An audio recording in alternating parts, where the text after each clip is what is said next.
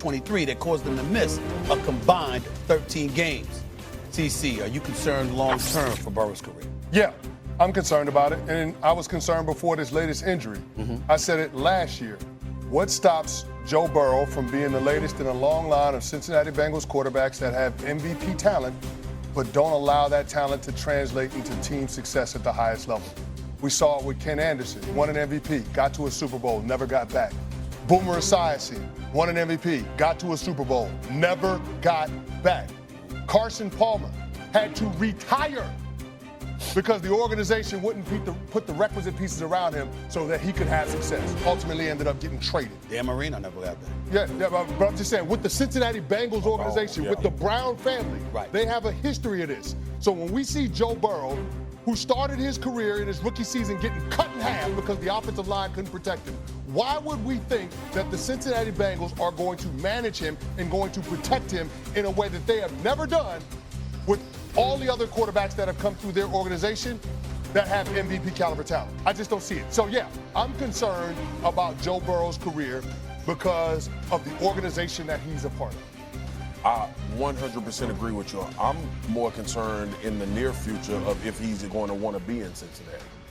I think that's going to come into question, and whether it's going, like, we know how good Joe Burrow is when he playing quarterback. Right. But I still believe, like, there's things that can happen over the course of a guy's career that can turn them off to an organization. The other thing too, CC, and I talked about this from a football standpoint, Stephen A. So sit back and learn something while me and CC talk. You don't have to be rude about it. Well, I learn from y'all all the time. You don't have to be rude. You already gave me a D for the A-list, man. I'm just saying. Stop starting trouble. You do so many things great. At times when I can get you, I need to get you. All right. CC, I'm concerned about what Zach Taylor and this coaching staff and this organizational philosophy offensively has continued to do as well. I asked Jason Kelsey last night, I said, be honest with me about how hard it is to play O-line in Cincinnati in today's NFL. You know, rushers are faster, defenses blitz more, people pressure quarterbacks, and they stand in shotgun 90% of the game. And it's no coincidence that your quarterback done missed half of his damn career with your organization because you've refused to do something different to protect him from that aspect. And I don't think enough people are having a conversation about that. We are no longer in the NFL where you're going to stay in your quarterback in shotgun and tell him to throw the ball 45, 50 times a game and expect to have him for the majority of the season. It's not going to happen anymore. Not when you play Myles Garrett twice, not when you play the Baltimore Ravens twice, not when you play the Steelers. That's not going to happen. So this is another interesting situation from an injury standpoint that everybody looks to Joe Burrow and say, oh, okay, now we got to start having an injury-prone conversation. Now we got to start having the direction of the organization and the program. There should have been a conversation about how we play football offensively, starting 2 years ago in Cincinnati.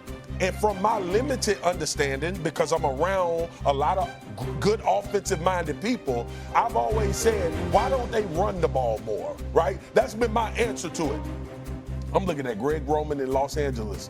Formation diversity, dudes at the line of scrimmage. I'm looking at the Baltimore Ravens. I'm looking at you mentioned it when you was talking about your top five, Stephen A. I'm looking at the Buffalo Bills change their offensive identity completely. Yep. And become real contenders in the NFL. The Cincinnati Bengals play football with their franchise quarterback the same way they played football 5 years ago when he got there. And his ass been hurt for 3 of them 5 seasons, and you continue to roll out there and do the same thing over and over again. That is my biggest issue with Cincinnati. Offensive line for Burrow's 5 full seasons in Cincinnati. They finish in the bottom 5. Pro Football Focus grading. Bottom 5 in the National Football League. Like you pointed out, 3 seasons, 3 times in his career, 3 seasons. He's already had season-ending injuries in 2020 and 2023. Come on, and man. this may very well be the 3rd time he's had a season-ending injury. So clearly that's the case. But I will say this. Here's what I will push back on you. When we talk about him potentially not wanting to be there, he'd have a strong case if they didn't sign Jamar Chase and T. Higgins, Trey Hendrickson. True. When you go and you ask the organization to do that, and they do it, Listen, Joe Burrow is the one behind center. Joe Burrow is the quarterback. Joe Burrow is the face of the franchise. Joe Burrow is the Ohio native. Joe Burrow is the guy that specifically asked for what he wanted, and they gave it to him. How come you didn't ask for a better offensive line? How come that wasn't the priority over taking care of a T. Higgins or a Trey Hendrickson? We understand Jamar Chase. That dude is just on another level. But T. Higgins and Jamar Chase and Trey Hendrickson, you could have said, yo, I need you to buffer this offensive line. True. You could have said, I also need you to buffer the running game to make sure you taking some of that pressure off of me. You still give me Jamar Chase. You prioritize the offensive line. And maybe, just maybe, I'm not going through this right now. So he had an opportunity as somebody who's been in the league long enough, who's fully aware of what's needed to go out there and ask for what he wanted.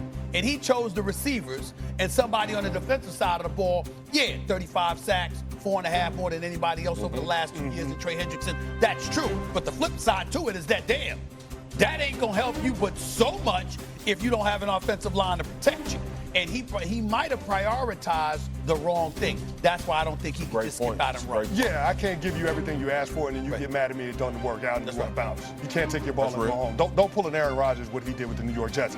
But to your point about the shotgun, that's a real thing.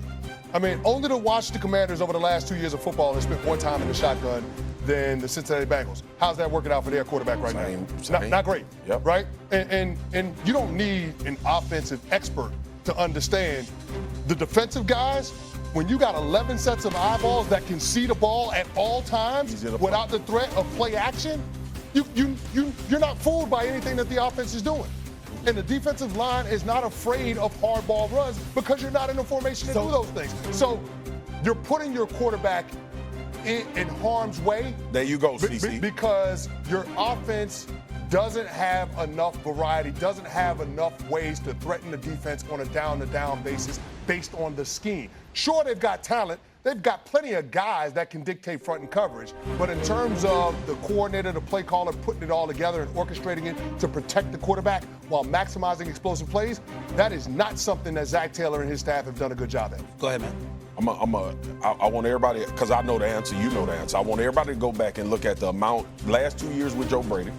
And I'm using the Bills because they made a significant change in philosophy for Josh Allen. Josh Allen throws the ball less, runs the ball less than he did all of his previous years in the last. Well, it helps that they got James Cook. Hold on, but give me a second. Give me a second, Stephen A. Philosophically, they changed and he won the MVP last year with throwing less and being in the shotgun less and using Superman attributes less. And his turnovers turned down. Both. So it can't happen, because I know what people going to say. This how the conversation happens with me and CC. Man, Joe Burrow throw for 5,000 yards. He got Jamar Chase and T. Higgins. Why wouldn't they be in shotgun? Because he always on the sideline, in a booth. And he always unavailable for games. Philosophically, they going to have to change, or he going to have to get his ass out of there. Or the head coach is going to have to be fired. Well, you know how I felt about that. I know. I'm They might change philosophy. This is the first time they've been ready for the first time they've been ready for the first 2 weeks of the season, 7 damn years. Yeah. Practically once in like 7 damn years they've been that way. But with that being said, before we go to break, let me ask y'all this question. Are we just ruling out any possibility with Jake Browning coaching, quarterback in the team, the weapons that they have to take to make the playoffs? Yes, I'm ruling it out. This is not 2 years ago when Jake Browning stepped in and led him to a winning record in the starts that he had. They're not going to be able to have a winning record with Jake Browning starting 15 games in the regular season. Not with that offensive line, not with the lack of running game, and not with that defense. Now, the defense feels like it's turning a corner, but there's going to be a whole lot more pressure on that unit with Joe Burrow out of the line.